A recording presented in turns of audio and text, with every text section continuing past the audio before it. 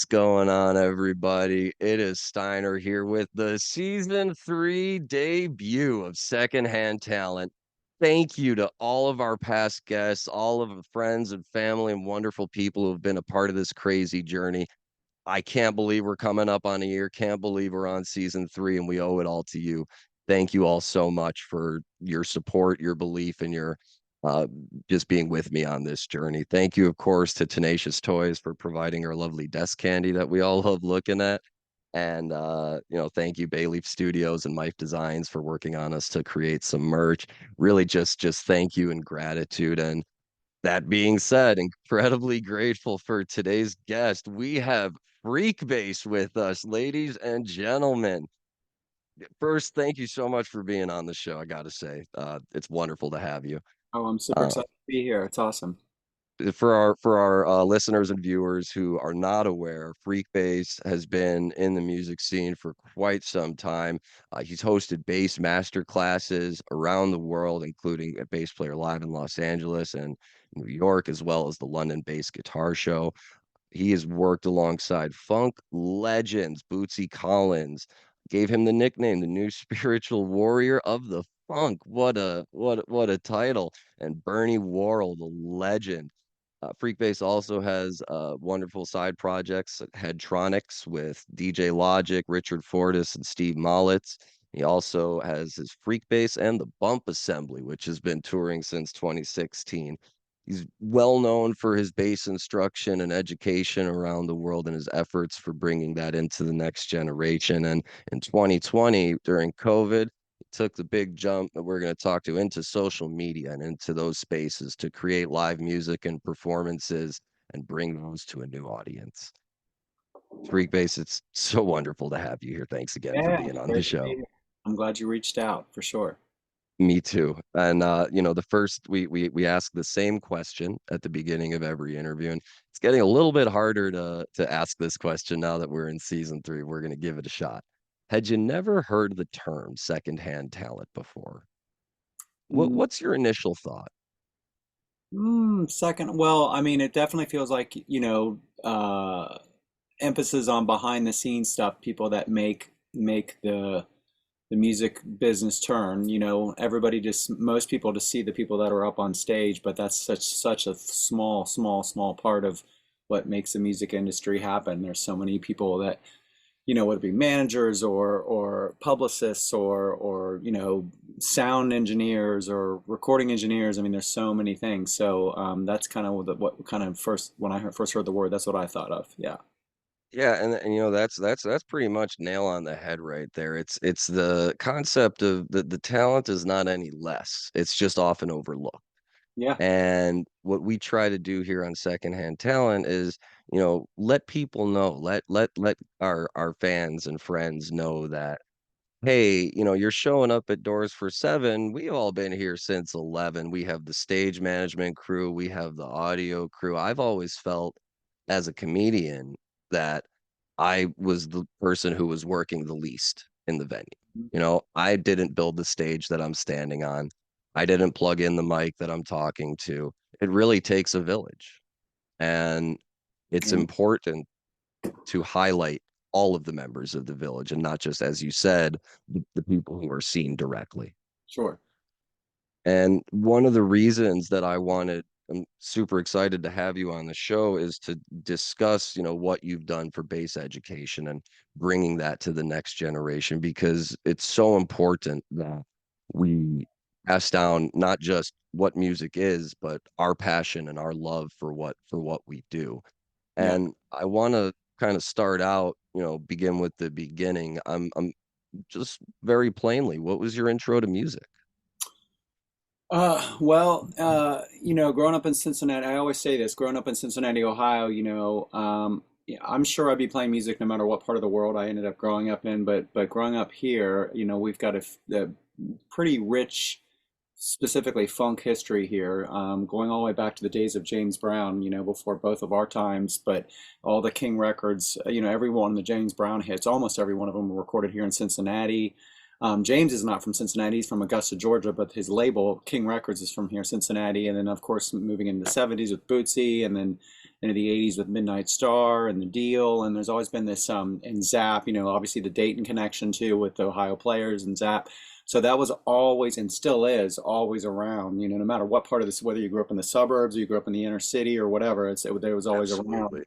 So that was from the not to sound too out there, but it's like the bass frequencies were like very, even from a young age, affected me. So I started off actually as a drummer when I was a little kid, and would play drums just nonstop. And then probably when I was around fifth or sixth grade, there's a in Ohio there's a music college called Oberlin Music College, which is up around Cleveland, Mhm. and they would kind of do little tours to school, like, you know, grade schools and high schools and junior high and stuff.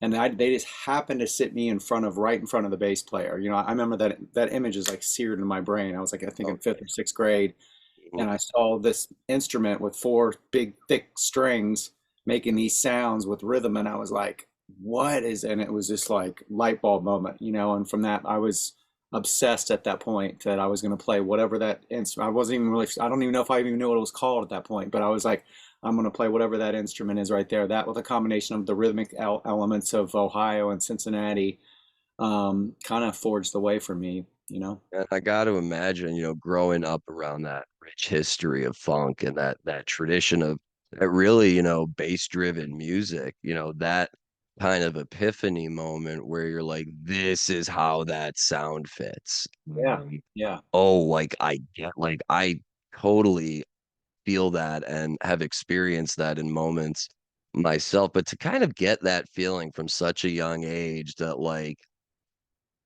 this is it. yeah.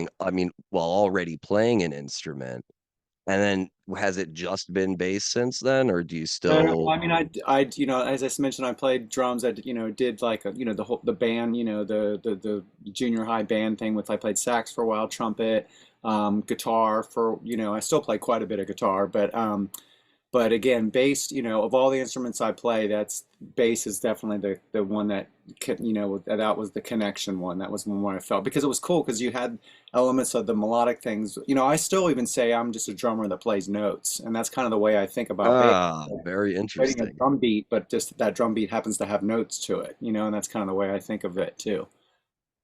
That's a really unique way of describing there's a band called Bifuncle where the drummer sings the bass notes. Oh, wow, And that's dope. it's phenomenal. It's 2 people, Jesse and Herschel, my great Yeah, friends. I've never seen anything quite like it, somebody playing and singing the rhythm at the same time. yeah, That was one of those moments for me where I was like, "Well, this is something new in music that I didn't even know, was a possibility." Um, it I think it's really beautiful, as you're talking, I was just reflecting on something you had said about Oberlin. It's really beautiful that, uh, college and educational institution provided that moment for you, yeah. through this little pocket tour that they were doing. Right. And you know, you know, again, you never know who you're going to affect, you know, when you know, and that's, again, that's a memory that's seared in my brain. I can almost, I mean, I can't remember exactly what the guy looks like, but I can almost, in my memory, I remember what bass he was playing. He was playing an SG, well, they're actually called, the SG is a guitar version, but the bass version is called an EB3, which is what Jack Bruce played. It's like the kind of like the Angus Young looking guitar, but it's the Yep. bass version. And he had one of those, it was like a cherry red EB3 bass. I mean, I remember that very, very well, like that specific bass. And I didn't know what those basses were then. You know, I didn't even know who AC/DC was probably then. But yeah, I remember seeing that bass, and that's like seared in my brain, even that image.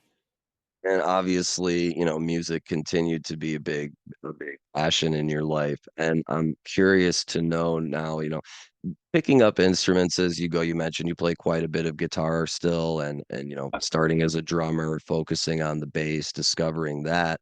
What was the point, going through, junior high bands, high school bands, I think everybody who's played an instrument, started out kind of in that realm. Sure. And I'm curious to hear where or if, you kind of had either a breakthrough moment for yourself playing music or if maybe it was something somebody else said that because like you said, you never know who you're gonna affect, and what you might hear may not be what the other person was intending, but how you internalize that certainly is becomes a driving factor. Yeah, well, probably a big thing for me is like when I first actually got a real bass, my first real bass. I was probably 13 or 14 years old. I was went to play in this kind of blues band with these guys, and they've been playing longer than me.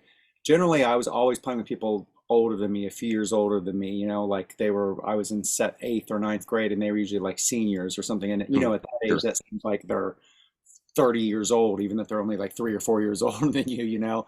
And uh, but I remember going to that first band rehearsal, and I was like, okay, I'll get this down, and I was like freaking lost. I was like, they're like running circles around me. So luckily, they hung out with me and gave me, said come back next week. And between that week, I was like, that ain't gonna happen again. I'm gonna make so I like Mm, shedded like you've never would shedded. So when I went to that next rehearsal, I was like ready to go. And so one thing I would say to anybody up and coming for sure is if you're in the situation, try to always play, even that it's intimidating. I understand, but try to play with someone that's more experienced or on a level higher than you are at first, because it's going to kind of almost catapult you to kind of play up to the, like if you're just kind of playing people either at your level or below your level, it may be better for your ego initially, but mm. you're going to be kind of at that level where if you're playing people more experienced, it's going to kind of force you to do what you can to get up to their level. And that was the early lesson I learned. It was a scary lesson, but I learned it like quickly. Yeah. Yeah, that feeling, it's really like jumping into the deep end from there. Yeah. And Exactly what it is. I Great I can analogy. remember, the first time the first stand-up comedy show I ever did, the first open mic I ever I did. can't imagine doing that, dude. I mean, I it's so you hardcore. know what? It's I love let comedians. It's like, I mean, but it's just like that. You're just out there. You know what I mean? That's intense. Yeah. Yeah, and I was I think 16 the Yeah. first time I did an open mic, and I was always told, the two greatest fears are public speaking and death, right? Hmm. And one thing I learned very early on in my career, specifically after this, talk about moments frozen in time in your head. I remember walking off that stage. It was brutal. And I realized that like I was speaking in public and I died on stage. Yeah. And I learned that those are both the same fear. It's the fear of the unknown. Yeah. We don't know what happens when we die. We don't know what happens when you grab that mic, right? Yeah. And with that lesson, what I took from that was, okay, if I don't know how the audience is going to react after my first joke, two things need to happen. One, that's okay. And I need to be aware that that it's a learning process for me.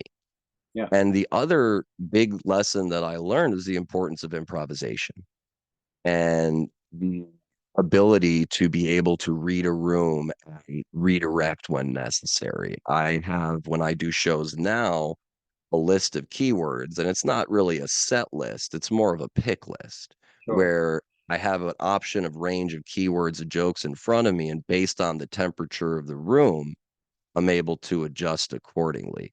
And I Yeah. think that motivator of wanting to conquer what you don't know. I mean, it sounds like even though stand-up comedy and music are different in a lot of ways, it sounds like there's a really strong parallel there. Yeah, yeah. Oh, for sure. Definitely. Yeah. And putting yourself in, I like the analogy of you saying getting up there, you're every single show on it, you're starting from scratch. You're at the starting Mhm. beginning of every show. I don't care if you played in front of 10,000 people the night before, that next day it's game on all over again. Yeah. So, and you don't know what to expect. 100%. Yeah. And my students always used to ask me when I was teaching, "Do you get stage fright?" And I would always say to them, "No, no, no, no, no. Stage motivation." Yeah.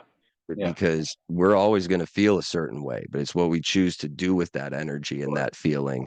I Yeah. redirect that. It's not stage fright, it's stage anticipation. It's me now getting ready to do my thing and to be one with the audience in this kind of symbiotic relationship, For sure. which is where my love of music always came from, and bands that I've always loved, are bands that wanna be friends with their audience, wanna be friends with their fans, wanna be collaborating. I think of the Bowl concerts where the concert goers get to vote on what they play next. Oh, You know, I okay. I think that's such a beautiful, fish with the audience chess moves. Yeah, You yeah, know, yeah. it's such a beautiful thing to get so many people involved. And just to one other quick point on something you said about playing with people who have more experience than you as a motivator to build your craft. The biggest difference I have found between music and comedy is that that is such a common theme in music and it's absent from stand up Sure.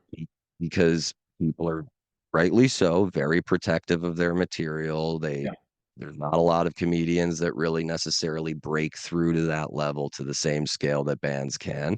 yeah. And it's a very competitive space. And what I love so much about music is how, yeah, those top jobs, there is competition for those. But I interview people like Adam Berta and Chris Quinn who take photos for Goose.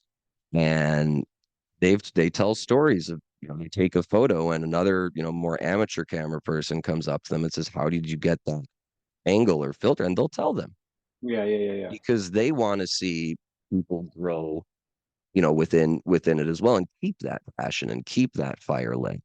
And I really do see a lot of parallels with that and connection with that, in your education efforts, which we'll get to in just a moment.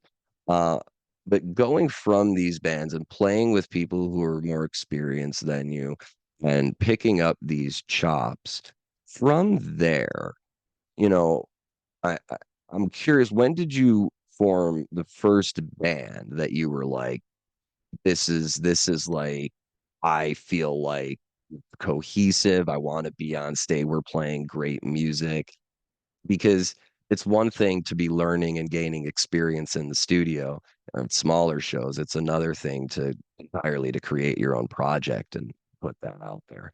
Well, I So, think the big that one of the very lucky twists of fate for me is that one of my first bands we were doing, I mean, I was doing all original bands from the start. Like, so, and I don't know if this is like this everywhere, but in Cincinnati at least, and I'm sure it's like this in a lot of other towns too, but there's kind of like two versions of musicians. You've got original music musicians and cover musicians that do, cover band.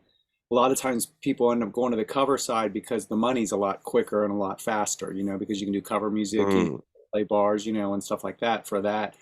Um, so the road's a little bit longer when you do the original music. Well, luckily the people that I just happened to connect with by circumstances were all into writing songs too as well. And I always say too, is as much as important it is to learn to play your instrument properly, um, songwriting I think is as whether you're writing your own bass lines or guitar lines or writing the whole song, whatever the case may be, is such a huge important aspect. Like if you and I sat here and named our top 20 favorite bass players, for instance, I guarantee you, if not all of them, 18 out of the 20 would be songwriters, and we could oh, just go down absolutely. the I list, would totally co-sign that. if they write their bass lines in the band. So it's like, so learning that skill too is a important skill. And luckily I kind of went down the original music path too as well. Like for instance, one of the first bands I played in, mentioned what band. When I was in high school, I was in this band with this. They were a few years older than me, but one of them was a keyboard player named Atal Shore. Atal went on to when he wrote the song "Smooth" for Santana with I was Ron. gonna say I know that name. Yeah, yeah, and so that he grew up. He actually just produced a couple songs of mine just a couple years ago, which is pretty crazy. But so I've known him since I've been 12, 13 years old, and I was always kind of like, and he's an amazing songwriter. So I was always trying to like not just compete with him. There's a healthy competition. You're competing with your other musicians you're playing Mm. with. So I wasn't just trying to like get as good as him on. He was a keyboard player, but I was getting good at him on bass. But it was also like I can write songs too, And so I was trying to like learn that skill as well as this skill too at the same time, which I think is a really important thing to focus on. Again, it depends on where you want, it depends on what you want to do with your career. And I'm not trying to throw any shade on anybody that does go out and do cover band. Like playing music is great no matter how you do. I don't care what it is, just playing, doing art is great. So there's no, this is better than this. This is just saying for my particular journey, that's kind of the way I went. And so one of my first, getting back to your question, One of my like in high school, I guess it would have been like junior, senior in high school is when I really started playing out in clubs, and we were starting to play in the original music scene in Cincinnati, and that's kind of when I started getting my name out as a bass player and stuff. Yeah, You know, what you said about writing your bass lines and writing, everything down and constructing it, with all of your senses, you're seeing it, you're writing, you're thinking at the same time analytically. It My golden rule as a comedian is if you find out I'm a comedian and I don't know you, please don't ask me to tell you a joke. no, Um, that's because something that I feel like a lot of people don't understand about comedy, and this is a strong parallel to what you just said. My joke on stage might be a minute long, but it's maybe a full page or two yeah, that I yeah, wrote out, to write that joke. And I'm constantly shifting pieces and moving things around. And then once the joke is written, you need to translate that to a performable object. And that takes putting it out there, telling the joke, reconstructing, reconfiguring, building as you go. And if you try to do stand-up comedy and you don't take the time to hone your craft by writing out your jokes and creating structure for your show and making sure that you have confidence in your abilities to keep the audience's attention, to maintain your level of again, the level of attention, how people are paying attention, reacting in the moment. It all comes from taking that time to write it out and taking that time to stand in front of the mirror and talk it out and yeah, have a sounding board. And I think that's a really important lesson for our listeners and viewers, the importance of what goes into creating a song, creating a performance, and how these elements, work together to create a massively strong project. So you talk a lot about, surrounding yourself with, I guess, like in the frame of the show, we call it firsthand talent, right? Where you're kind of trying to associate yourself with those musicians who give you that motivation to raise up your own game and bring you to want to bring yourself to that next level. Kind of like how you were describing, in fifth or sixth grade, seeing that bass player play, yeah. and that drive and impetus that gave you.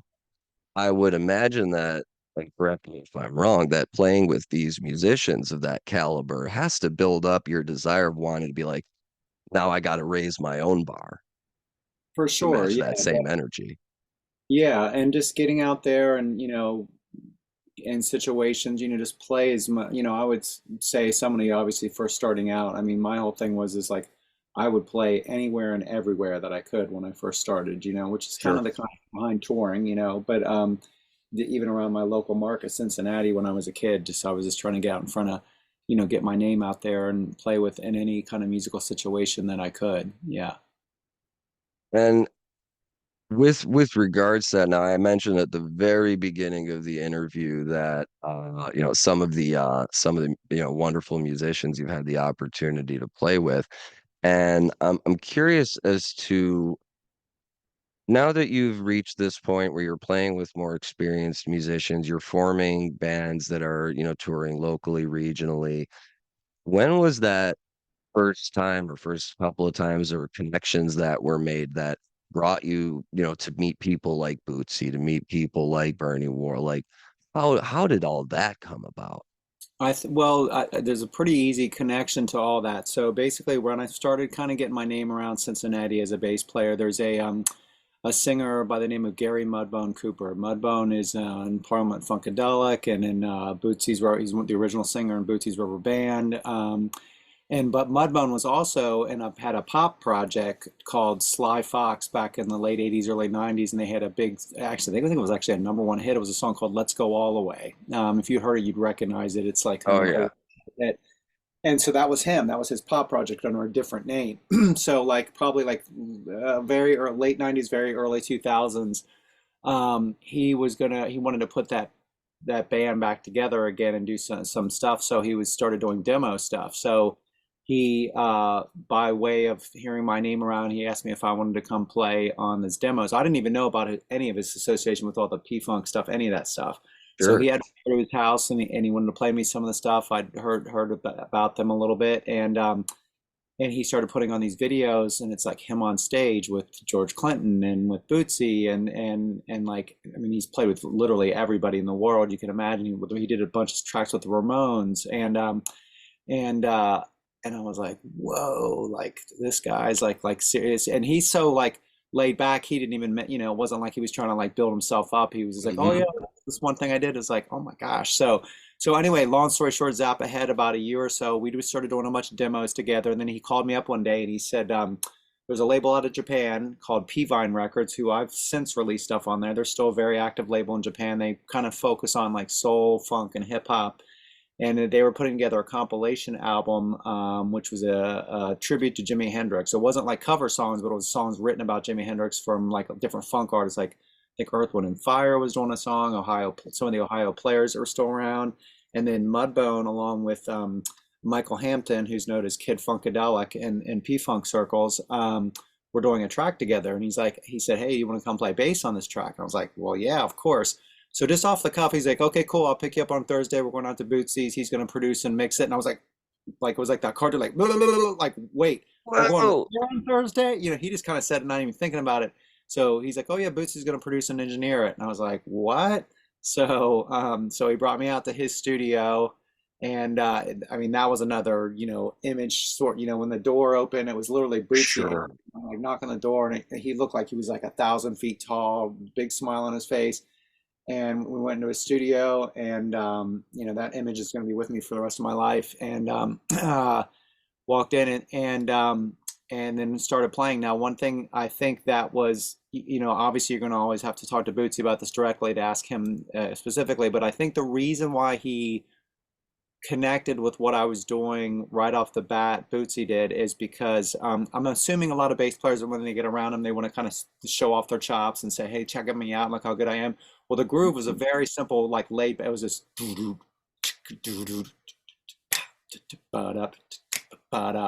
and that's all I played. I wasn't trying to like say, "Hey, look at me, I can do this." I just laid in the pocket. Now, Bootsy had me running through like like 18-inch speed. I mean, it was like you hit one note and it was like shaking the studio, which was awesome. And yeah, it was amazing. So I think the fact that I just really like focused on the pocket versus focusing on just showing off my chops.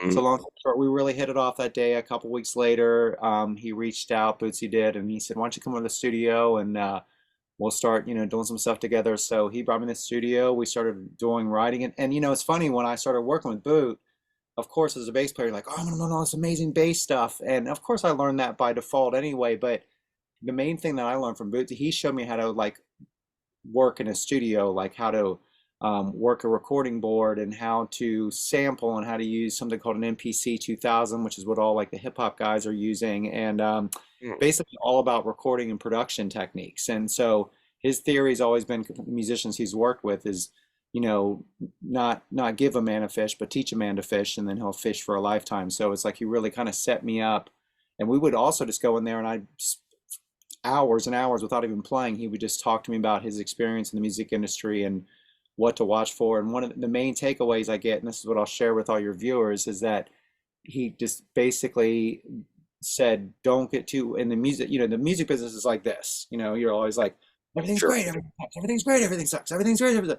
So he's like, just try to get it to where, don't get too highs on the highs and don't get too lows on the lows. Because if you get like super geeked out on some big thing that happens to you and get that a big adrenaline thing, when the opposite happens, you're going to go the opposite direction. So just kind of stay more just steady all the way around. So no matter what show I do, I mean, sure, of course, if we play a big show and everything's great, I get that adulation from it, but it's more, I don't get too worked up about it. Now, the only bad part about that is that it kind of gets you in a robot mode. You're kind of like always like a robot, because you don't let your emotions go either way. But for me, it works, because I mean, I think a lot of times that's why some musicians, it's very easy to get caught up in, like things, drugs and drinking and stuff, because you're just trying to recreate that high from being on stage, So if you kind of keep it a little more even keeled all the way. So that was one of the big lessons I learned from him about that too as well. But and on top of all the production stuff. So,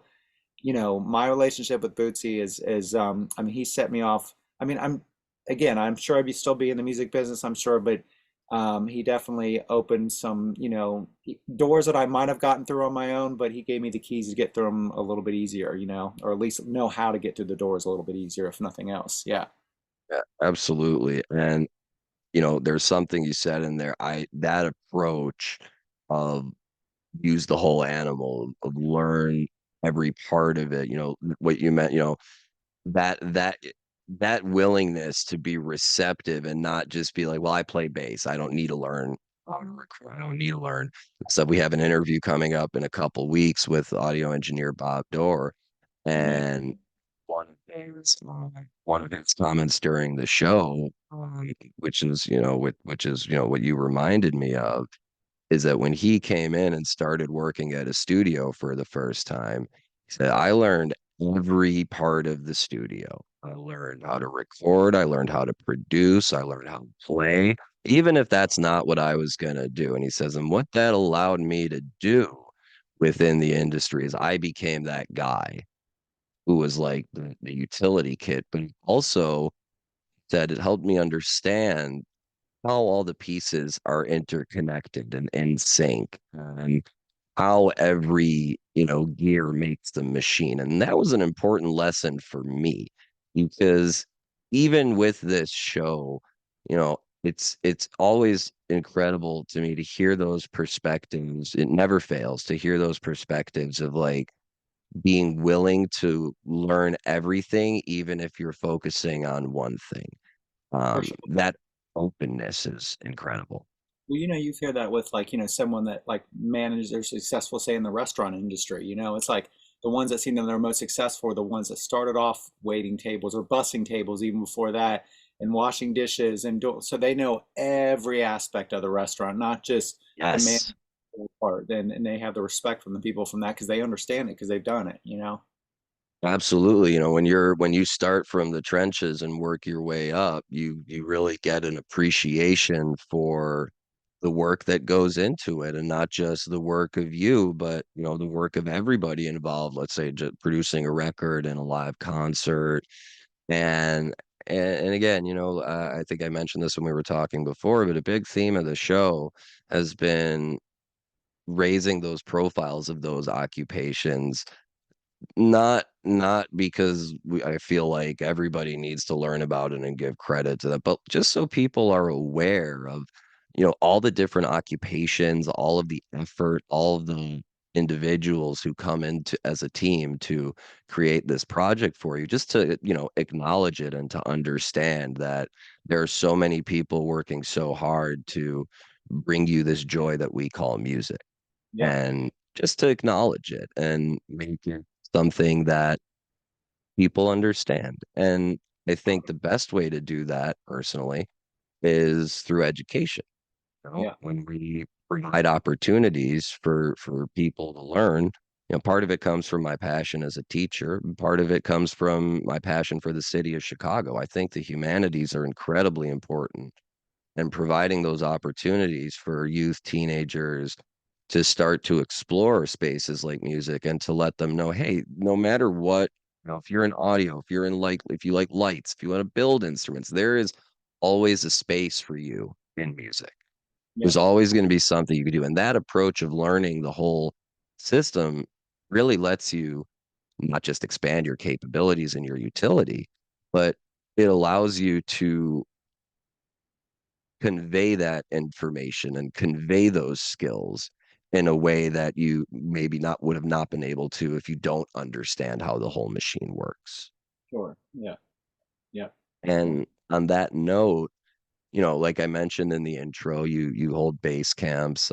You've had your base to base segment. You stream, and we'll get to this just after. On TikTok and Instagram. Putting that live music thing, improvisations, and all that just out there. Um, what brought you to the space of wanting to lend that hand and be kind of an educator, and that person that's like, I wanna be in this space to pass this down. I mean, I think I mean, everybody that I've been directly related. You know, we mentioned Bootsy, of course, but also another teacher that was a very pivotal person earlier in my career. I studied with this guy named Lynn Seaton, who's still a very active bass player, upright, because I used to play upright bass. I was going to be an upright player. I Oh, was going wow. straight to classical, and then I was going to be a jazz guy. That was going to be my whole thing. And then right after high school, I ended up going to Los Angeles, started touring, and did a big 360. But anyway, the Lynn was an educator to me too, and he was a very, pivotal force for when I was very first starting and learning how to play upright and learn how to do that. So everybody that's really made a huge impact on my life has been a teacher too, not just a like even I think of Bootsy as a teacher as much as I do as a you know Mm. personality performance person, and so it almost feels like a responsibility as a musician or in any career to kind of move that information along. And I think if you don't, it's almost like you'll stagnate yourself too as well. Like, when I'm teaching someone something, how I do something, whether it be a technique I do or whatever, I'm kind of learning myself all over again. I'm like, oh yeah, that's right. Or I'll be working with a student. They're like, well, yeah, but what about that one thing you're doing? I'm like, oh, I didn't even realize I was actually even doing that. And you start learning things about yourself too as well. So yeah, I think it's I mean, you got to keep the water flowing, and that's part of keeping the water flowing is teaching what you're doing. And the thing is too is like, I know some musicians, you'd mentioned this with comedy artists, but some musicians like, you've heard the old stories about Eddie Van Halen turning around on stage and not letting people It see turned, yep. Yeah, mhm. what I know he was doing. I mean, if I showed you, if you know exactly how I played something, the exact technique I did, exactly, you're still not going to sound like me. And I don't mean that like I'm so great. I'm just because you're you and I'm me. And Yes. it's like Yes. it doesn't like so passing on information. It's all, and that's the cool thing about playing music is like we can learn the exact same thing from the exact same teacher, the exact same technique, and you're going to sound like you, and I'm going to sound like me, and that's what's cool. And that's why, again, I don't think machine, and yeah, all the AI stuff everybody's worried about. I mean, that's cool enhancing stuff, but there's the human aspect of it's never going to go away. I don't care if it's 1,000 years from now. That's always going to be there because there's only one you and there's only one me. That's a really fascinating way to put it, and not one that I had really thought before. I do understand that feeling of like it's a responsibility on the part of the artist to kind of pass that down. I fully co-sign that, absolutely. And building on that, the idea that I have the exact same feeling about AI. I understand its utility Yeah. and appreciate that, but as you said, you know, you can show someone note for note, movement for movement, how you do what you do. I can have somebody write down the same joke that I wrote. They're going to tell it differently. That individuality, that human element, right? AI could write all the jokes in the world, but AI is not standing on stage and telling those jokes, Right. right? Right. So, And in music, when you talk about passing down the movements, passing down the notes, and it's a blessing that that person won't sound just like you, almost, because that strive for uniqueness and individuality, as much as we love to pass on those traits to the next generation, those never really go away. And it's great for them to be reinforced in the individual that you're imparting that knowledge to, as yeah, to provide that impetus for their growth. I saw last night a really cool interview with Justin. I don't know if you know who Justin Hawkins is, but he used to be in this band called The Darkness. And I know the darkness. yeah, so Justin, the singer, he's got his own kind of YouTube, TikTok, really great show. It just really diagnoses music. It's called, I think it's called Hawkins Speaks, but he's great. He's really good. He really goes into this stuff. But one thing he was talking about with the songwriter, he's like, it's all about that you said about the delivery. Like, if one person could say, I love you, baby, that's in a million songs, right? Saying I love you, baby, right? But like, there's one person the way they deliver it and someone's even that we've heard that line 1,000 times can still say it and it's going to sound totally fresh and believable where the other person it's going to sound like cliche, right? And it's all about how you deliver, say those words, over what kind of chord progression. Absolutely, and it's something that reminds me of something you mentioned earlier with regards to cover bands versus tribute bands. And I think this distinction, this really augments and highlights that distinction because when you're a tribute band, you're trying to bring your individual energy that you have to this music that people love, as opposed to kind of just covering a song. And personally, my favorite tribute band is Led Zeppelin 2. Um, my dear friend Greg Fundus is the drummer, just a wonderful person. And I know that what I name. Did he? How do I know that name? Does he? Has he? oh, he's Did all he over. He's do all something with over. John too as well? With what? We were talking about John earlier, John Hines. Did he do some stuff with John? I'm trying to think like what the. Oh, I know Mm, Greg. I know Greg. He's a Chicago guy too, right? yep, yep. Yeah. So Greg and I had the. He was in. Fareed Hawk is. Oh yeah, yeah. He plays with Farid all the time. Yeah, Yeah, because we had the same booking agent for a while, so we would do shows together. That's what it was. I was like, I know Greg. Yeah, okay. I hadn't heard that name in a yeah. couple of years. Yeah, It's okay. amazing how, like, when we talk about degrees of separation in our Yeah, industry, yeah. right? So what I love about the way Led Zeppelin 2 performs is they're in costume. Greg's Hmm. got the Bonham hair on, Yeah, and he's got his hands taped up, and he's doing the whole Moby Dick solo, the way Bonham did it. But like the energy that you're feeling, like these guys are putting their heart and soul not just into the music, but into the performance yeah, yeah. and turning it into this more than a cover band, but really, like you said, a tribute. And I've always kind of had this notion that if a band does a cover, it should be different or better. Hmm. And better, I put in quotes, better is in different. And one of the things I loved so much growing up about listening to bands like Fish and the Grateful Dead and Humphreys McGee is listening to the songs that they covered and then exploring those bands and Right. going down those rabbit holes. That's how I learned about Talking Heads. It's how I learned about so much classic American music. It's how I learned about bluegrass. And it's you never know, right, when you're going to be the catalyst as well for somebody else's adventure or journey through music. You mentioned, like, you'd be doing something and somebody would be like, oh, you just did that, and you're like, yeah, it didn't even like it's my mind that I was doing that.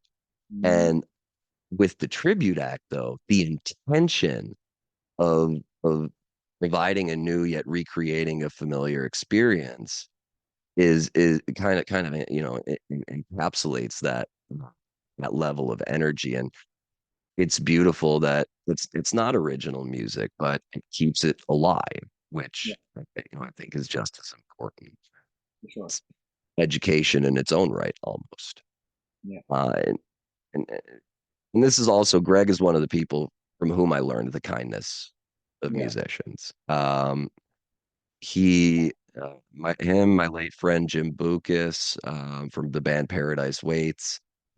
These are some of the guys who, when I started performing, saw something and were like, this kid needs to be able to flex this. yeah, That yeah. means us vouching for him to get into the venue. That's fine. Hmm. And that's, I kind of said, at the very beginning, I'm here in entertainment because of the grace and kindness of others. And I've felt this strong motivation, with secondhand talent to let people know, kind of like what we mentioned earlier, that there is space for everybody in music. And there's always, a role to play and something to do. And if I could play a small part in passing down that appreciation, like that makes me feel good, Hmm. knowing that there are, if I interview a light director, a smaller light director, and they get a job based on, a gig based on the interview somebody saw and they were like, hey, I want this guy to light up like, for me, that's a win for secondhand talent, not just in the colloquial sense, but for me, for my show, that's a win. I want my guests to be platformed, to see them succeed, and I want profile of what they do as well. To, talking about, like you meant recording, producing, everything that goes into it Yeah. to foster not just the ability to play, but the love that goes into it, like you were describing before. And on that note, I was hoping to hear a little bit about how the base to base segment came about because I followed along with it when it did, through Jambase, right? Was Yeah, the that's right. yeah, Jam. Yeah, yeah, yeah, exactly. Well, obviously, just like everybody else in 2020, when the world shut down for a while, it was like, okay, so what's going on now?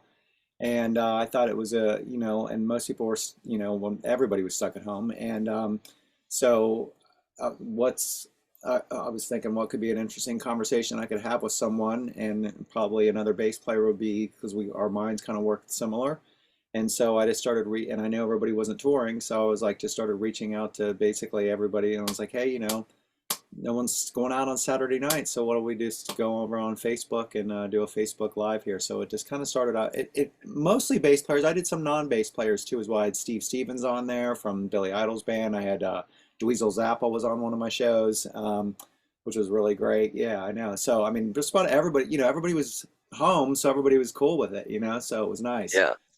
But mostly emphasizing on bass players. But and it just seemed like a good time to you know get inside of someone's head and have a nice conversation, kind of like how you're doing with me today. Same thing, and I knew that that was probably going to be a limited time. Like if I called a lot of those same people now, they'd be like, I can't, I'm on tour, or whatever. Sure. But at that time, everybody was available. So, and I talked to Jam Bass about it, and Jam Bass was real excited about doing it too. That's how I got Mike on the show too as well. I mean, I'm already friends with Mike already, Gordon, but I never asked him to do something in that capacity, and it just seemed like a good opportunity to do that and get have a little fun on a Saturday night since people weren't able to go to clubs. And, I remember watching these and, knowing, the music of these musicians and, getting to hear them talk on that level, like, exactly how you mentioned, talking with other bass players because the vibe is there.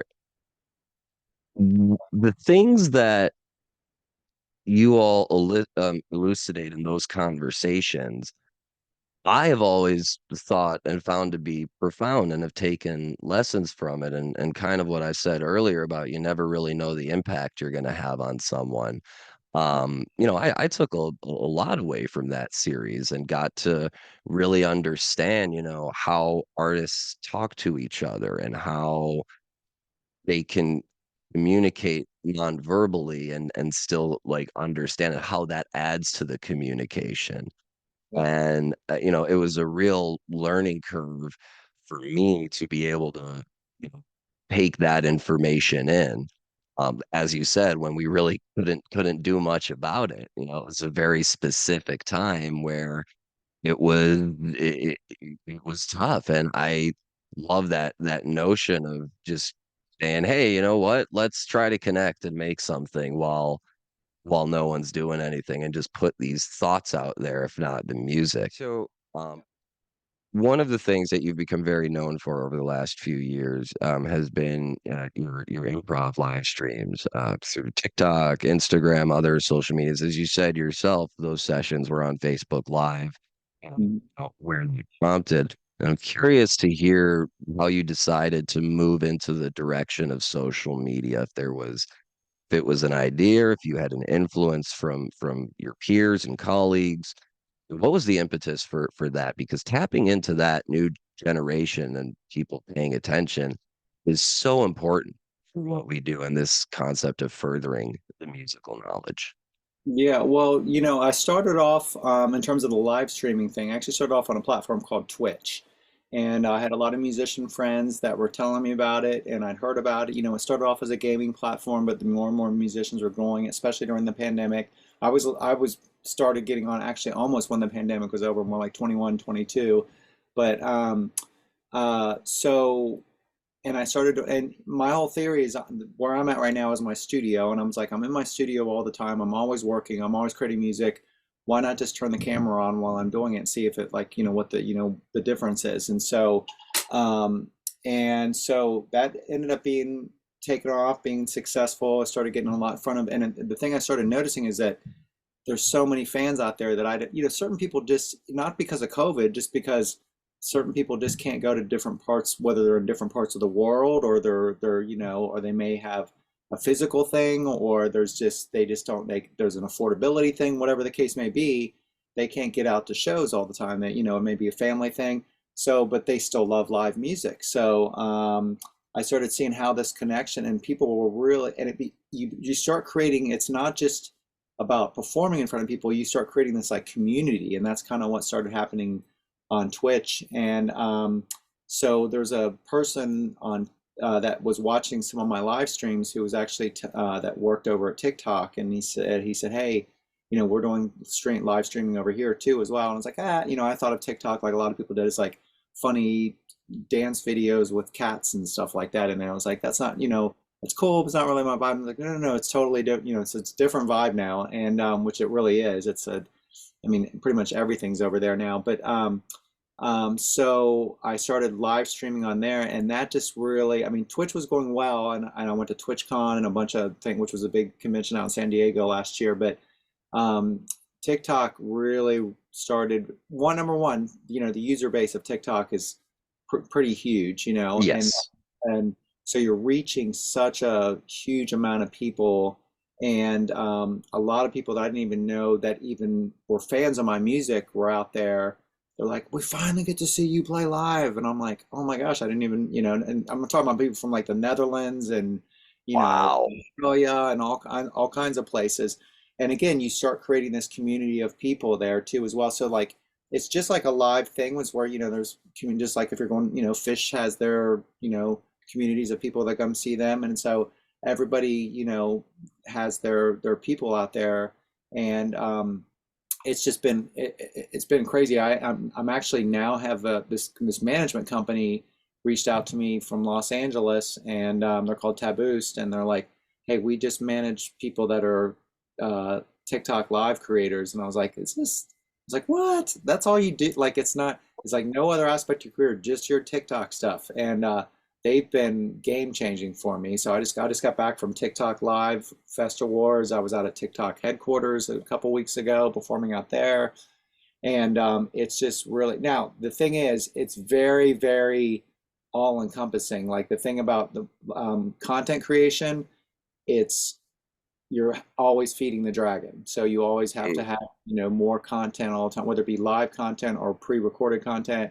But my thing is like I figured, well, I can do two things. I can perform, but like we were talking about earlier in the show, I can also, a big part of my TikTok channel is about teaching too as well. So like TikTok has this other thing, they have something called series, and they have something called base series with Freekbass, which is they're all long form content, not long form videos, where people can go and download all those for teaching aspects too as well. Mm. So they're very, very creator friendly over there, and and so it's been way above and beyond what I thought it was going to be. And and that mixed with live touring, mixed in with that, it's become, they just all work together. It's all, it's just an amazing thing, and it's where we're at. And it's going to just keep getting big. When I was out at TikTok a couple weeks ago, I met with one of the main people that does all the live stuff there, and he said,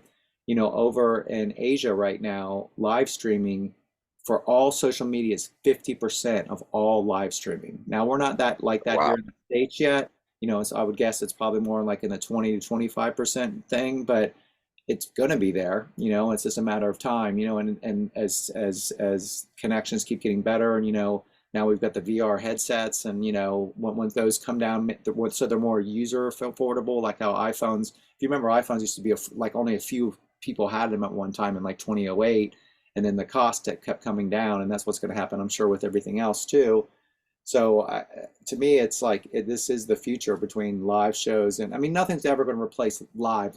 We all know that, but But then there's again for people that can't actually physically go to shows, and there's a lot of people out there that can't, there's a million reasons why, but they just can't actually make it to a venue. So it's like that's a huge segment of the populace that want to see live music too, you know?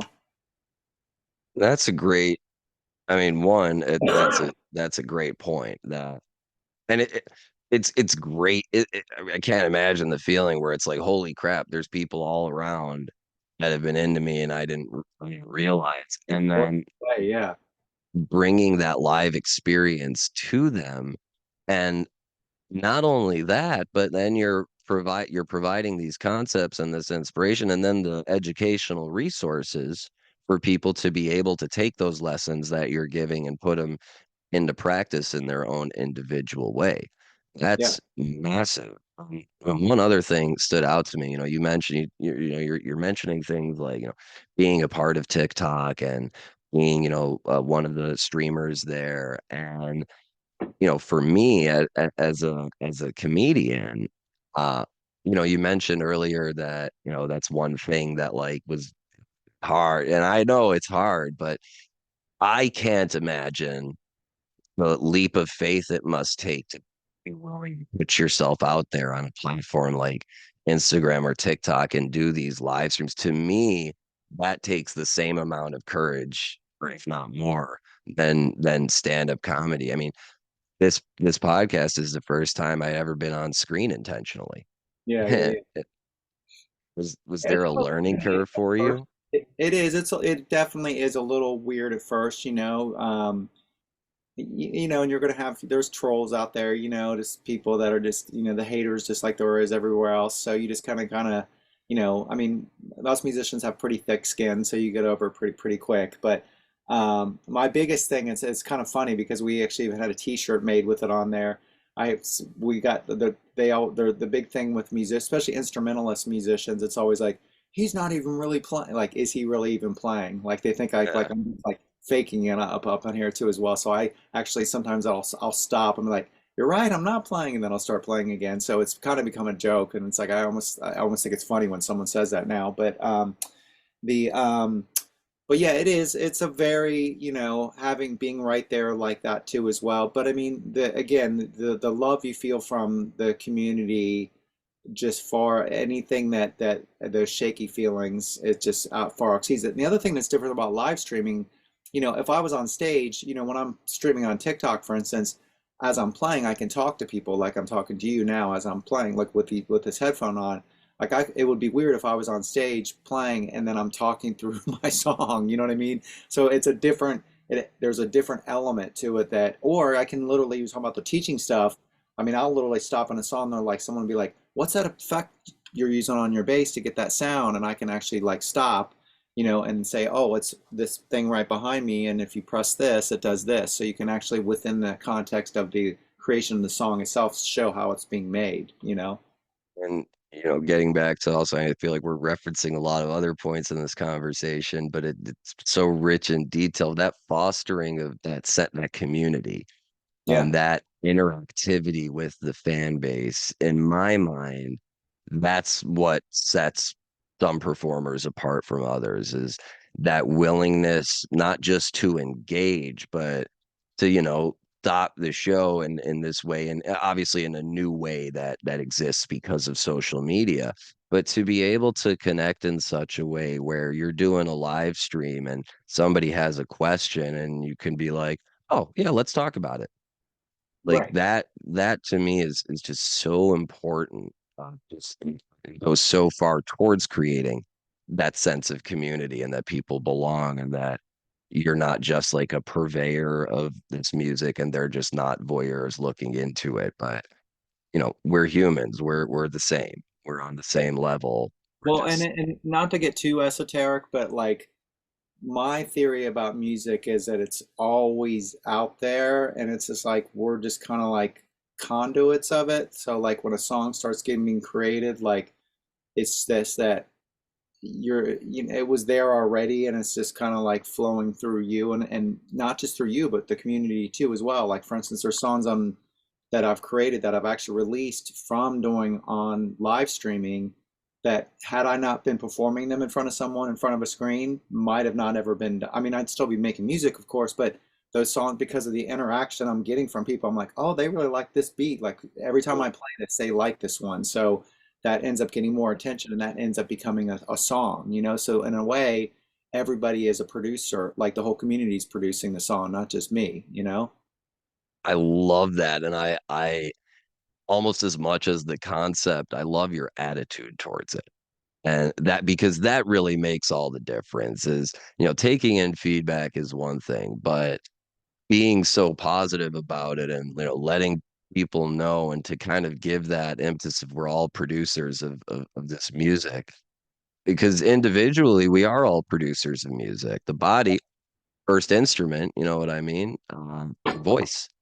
Yeah. And that that that is just excellent to get that feedback in real time. It's almost like doing an open mic when you're trying out a joke and you get a good laugh and you're like, "Ooh, I need to work on this one a little bit more and take Right, this right. one to the lab." So true. And I get, we are running a little low on time here. But before we end, and it is everybody, all of Freakbase's links for all the live streams and all that stuff is going to be in the description. So please do check all that out. Drop out, tune out, and tune in. I don't think I got that wrong, but regardless, check out Freakbase. And I want to finish on what are you doing now? Where can people find you? What should we be looking for? Well, as we've been speaking about here in the last few minutes, obviously, if you want to find me almost every single day, I'm 10 p.m. Eastern time, 7 p.m. Pacific. Every single night, I'm on TikTok Live. So just go to TikTok slash at Freekbass. That's FREEKBASS. Just like you mentioned before, of course, all my socials. I'm on all the streaming services. Freekbass.com is my website, and I'm going to be, I'm also going out and should be doing some festival. I've been doing a lot more almost like late night DJ. Even though I'm not a DJ, my setup's kind of similar to a DJ setup. It's almost like a DJ that plays bass in a way, you know. So I've been doing a lot Mm-hmm. more late night festival slots like there. So I'm sure I'll be doing some of those this year too as well coming up. And but I'll be with the bass in my hand essentially. And just doing I'm going to be doing I teach one school that's been really great the last few years. I've been teaching at almost every year. It's called Gerald Veasley's Bass Boot Camp, which is out of Philadelphia. Gerald Veasley is an amazing bass player who's, I think it's his 21st or 22nd year he's had the bass camp. And they basically rent an entire, I think it's a Hilton in Philadelphia, the entire hotel, and then they rent out all the convention spaces in the bottom, and so the whole, like, everybody's there. It's almost like you're camping out, but you're in a hotel, and then there's bass schools, master classes going on through the whole weekend for all levels and stuff like that. So I'm doing a lot of work with them. I've got a couple other things I can't quite announce yet, but there's a big in terms of instructional thing. And I'm really excited. I just got back from something called the NAMM show. Some people will know what that is. That's where actually I saw John at. Yeah, yeah, out there. And that's how I knew was able to contact it. That. Yep, exactly. So a lot of connections were made out there in terms of some cool stuff that's going to be happening moving forward, which we'll be announcing here in the next couple of months, but educational oriented stuff too as well. So yeah, just playing and teaching and writing songs and wearing crazy outfits. That's what I do. Yeah. I love it. And as those events get closer and are able to be released, we'll certainly, be pumping out the information about those when they come up to raise awareness of them. It's very important to me at this show that we continue to support the people who are guests on the show and, you know, allow our platform to be shared as a space for them because that's what it's all about. It's all about community and having respect for each other as individuals and all working together to create this beautiful thing we call music and share it with the world. For sure. 100%. Yes. Freakbase, thank you so much for being on the show. It's just been Like this. We need more shows like this out there. Yes. it's the best compliment I could possibly get, and I fully agree. It's so important, because and again, I'll finish on this note. It's the season opener, guys. Next time you go to a concert, give a little smile, say thank you to the people who are working there. You don't need to be their best friend, but acknowledge the work that they're putting in to make sure you're having a good time. We have just an incredible season for you. I cannot wait for everybody to tune in. We've announced some guests, we have some surprises. We're carrying this season into the summer, and I am just so excited to share it all with you. This has been Steiner, and we'll see you all next Wednesday. Peace, everybody. And that's a podcast. I mean, All right, that's great. we did it.